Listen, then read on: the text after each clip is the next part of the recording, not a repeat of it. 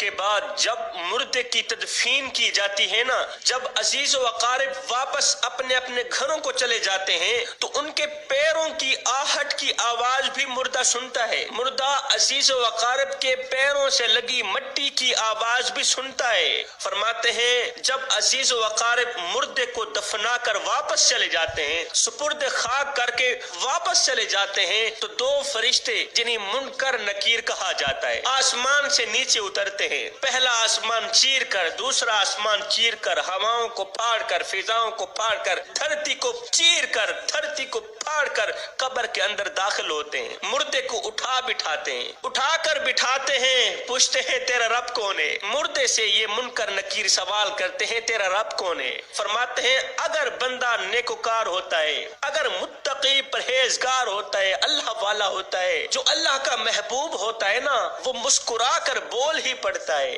او فرشتوں تم مجھ سے پوچھ رہے ہو کہ میرا رب کون ہے؟ ایسا نا، یہ بتاؤ کہ تم اتنے دور سے آئے ہو، پہلا آسمان چیر کر، دوسرا آسمان چیر کر، ہواؤں کو پھاڑ کر، فضاؤں کو پھاڑ کر، دھرتی کو پھاڑ کر، اتنے دور سے آنے والوں کو پتہ ہے کہ ہمارا رب کون ہے۔ میں جو 2 فٹ نیچے آیا ہوں مجھے پتہ نہیں ہے کہ میرا رب کون ہے۔ جس رب کو راتوں کی تنہائیوں میں اٹھ اٹھ کے سجدے کرتا رہا، اس رب کی پہچان کیسے بھول سکتا ہوں؟ جس رب کو راتوں کی تنہائیوں میں اٹھ اٹھ کے راضی کرتا رہا، مناتا رہا، اس رب کی پہچان کیسے بھول سکتی ہے؟ بس ادھر سے مردے کا یہ کہنا ہی ہوتا ہے، ادھر سے غیب سے آواز آتی ہے فرشتوں میرے بندے سے دور ہو جاؤ، یہی تو وہ میرا بندہ ہے جو راتوں کی تنہائیوں میں اٹھ اٹھ کے رویا کرتا تھا، جو راتوں کی تنہائیوں میں اٹھ اٹھ کے قرآن پڑھا کرتا تھا، سورہ رحمان پڑھا کرتا تھا، جو سورہ یاسین پڑھا کرتا تھا، جو میں ناراض رب کو مناتا رہتا تھا، یہی تو وہ میرا محبوب ہے۔ فرشتوں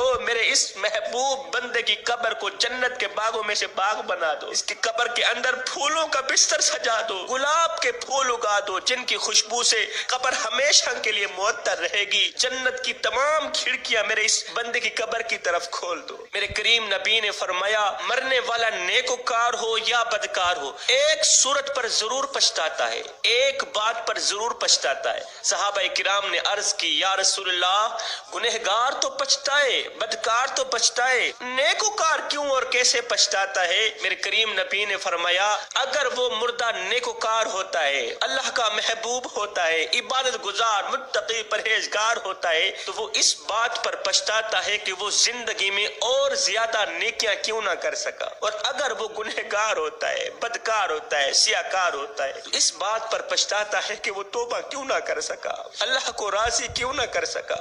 زندگی ملی تھی رب کو راضی کرنے کے لیے، ناراض رب کو منانے کے لیے، مگر گزر رہی ہے کاغذ کے ٹکڑے کمانے کے لیے۔